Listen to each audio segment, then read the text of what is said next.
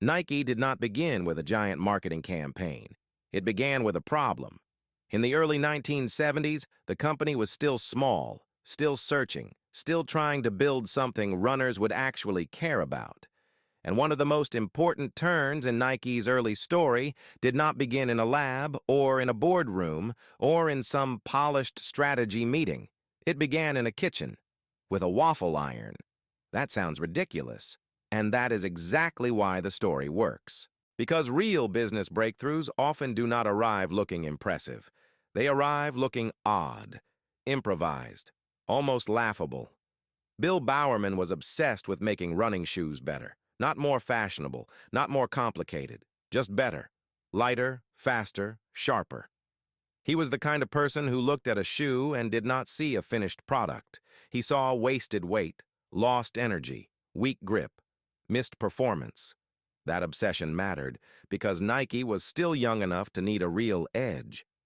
And Bowerman found inspiration in a place no one expected. He looked at a waffle iron and saw a traction pattern. A grid, a texture, a soul. Most people would have smiled at the thought and forgotten it 10 seconds later. He did not. He started experimenting with rubber, trying to turn that kitchen pattern into something a runner could actually wear. The process was messy, and one famous result was that the waffle iron itself ended up ruined. But the bigger point is this. He kept going. That experiment led to the early shoe now known as the Moon Shoe, one of Nike's first famous prototypes, made for the 1972 Olympic trials.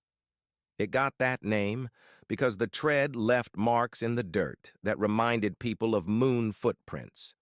Only a tiny number were made, and this is where the story becomes more interesting. Because the real question was never, can you make a weird sole in a kitchen? The real question was, would runners actually want it? And the answer, surprisingly, was yes. The earliest versions were crude. They were not elegant. They were not the kind of shoes that looked like the finished future. But runners liked what they felt. They liked the grip. They liked the traction. They liked the sense that this thing responded differently on the ground. Nike's own history notes that runners liked the feel and traction of the waffle sole, and that word of the invention began to spread. That is the part that matters. A lot of inventions are interesting. Very few are useful in a way people can immediately feel. This one was. And in sports, if an athlete feels an advantage, even a small one, that matters far more than a clever story. That is how the waffle sole escaped the category of funny experiment. It solved a real problem. It offered traction with less bulk. It gave Nike something different at a moment when different could actually matter. Nike's historical accounts describe the waffle sole as a major shift in how runners thought about traction and cushioning, and Bowerman's patent described improved gripping edges. But Nike still had one more hurdle.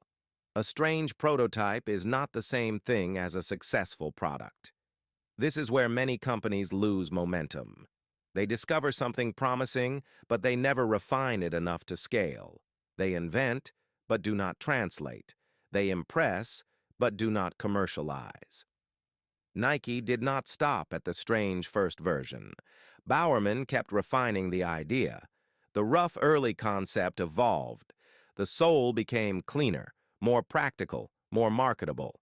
And by 1974, Nike had the waffle trainer, the shoe that took the original idea and pushed it into the real market. Nike's own history says Bowerman refined the concept and developed the waffle trainer in 1974, and museum records note Nike began producing the waffle trainers that same year. And that is when the story stops being a quirky founder anecdote and becomes real business history. Because the waffle trainer was not famous just because its origin sounded cool. It mattered because it helped turn experimentation into commercial identity. Now people could look at Nike and see something specific. This was not just another shoe company. This was a company trying to build an advantage from the ground up. Literally, that matters enormously in an early-stage brand. Young companies do not become powerful just because they exist. They become powerful when the market starts associating them with a specific kind of value. For Nike, one of those early values was this: we will rethink the product if that is what it takes to win. That is what the waffle sole represented. Not just creativity, not just weirdness, useful obsession. And that is why it spread. Not because people were amazed by a waffle iron story, because runners felt something better, and Nike kept pushing the idea until the product became undeniable. Nike's own historical summary points to the waffle trainer as one of the company's first major commercial successes, and later accounts describe the waffle design as foundational to Nike's rise in running. That is the real turning point. The turning point was not the moment Bowerman looked at a kitchen appliance. It was the moment a bizarre idea proved it could survive contact with reality. Runners liked it. The concept spread. The design improved. The product landed. And suddenly, a tiny company had more than a story. It had an identity. Nike did not become Nike because a founder had one strange flash of inspiration. Nike became Nike because it turned that strange insight into a product people actually wanted. That is what great companies do. They do not stop at the idea. They carry it all the way into the market.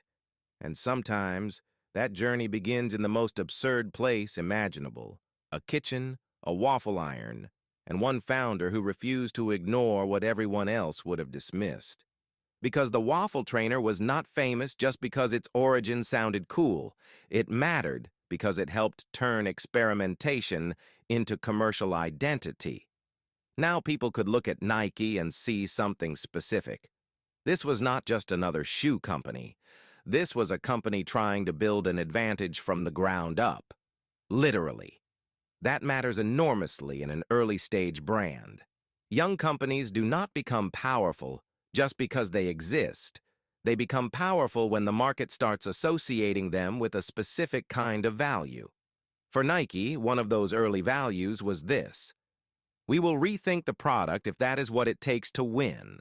That is what the waffle sole represented. Not just creativity, not just weirdness, useful obsession. And that is why it spread.